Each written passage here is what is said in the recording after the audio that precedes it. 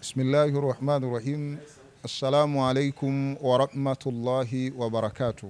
Kwanza tunapenda kumshukuru Mwenyezi Mungu Subhanahu wa Ta'ala aliyetuwafikisha leo kuwepo katika semina hii ya walimu wa Qur'ani katika kata hii ya Pugu. Semina hii tunaitekeleza leo ikiwa ni muendelezo wa majukumu yetu kama Baraza Kuu la Waislamu Tanzania BAKWATA kata ya Pugu, likiongozwa na viongozi mbalimbali nikiwepo mimi ambaye naitwa Hamdani Ramadhani Gabwa ambaye ni shekhe wa kata ya Pugu.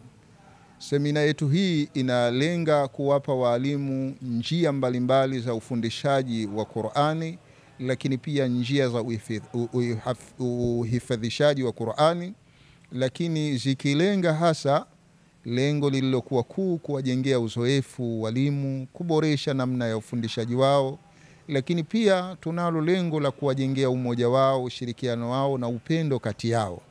Ndani ya Pugu yetu ina madrasa 45 na tuna walimu jumla 55 ambao leo wamehudhuria semina hii, lakini ndani yake tunaona kutatokea upendo, ushirikiano, mshikamano kama ilivyo hapa. Wanapokea mafunzo kwa pamoja, lakini watapata chakula kwa pamoja, tutaswali kwa pamoja, na hatimaye baada ya mafunzo hayo ukiacha taaluma itayokuwepo katika akili zao, tunajua kutakuwa upendo kati yao, kati ya mwalimu na mwalimu. Hivyo basi tunamuomba Mwenyezi Mungu ajalie mafundisho haya yabakie katika fahamu zao, yatumike katika maisha yao, yawe ni yenye kuleta manufaa katika dunia yetu na akhira yetu. Wassalamu alaikum wa rahmatullahi wa barakatuh.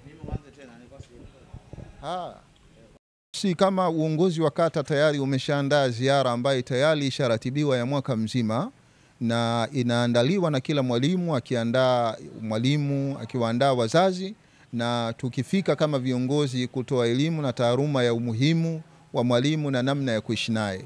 Na tunazo madrasa ambazo tayari zimeshakwisha boresha yani namna ya makazi ya walimu, kama zilivyo zipo madrasa ambazo zina maboresho na mahusiano mazuri katika kutoa yani ujira au malipo kwa mwalimu, na zile ambazo bado huwa ndio moja ya taratibu yetu ambayo tuliyoipanga.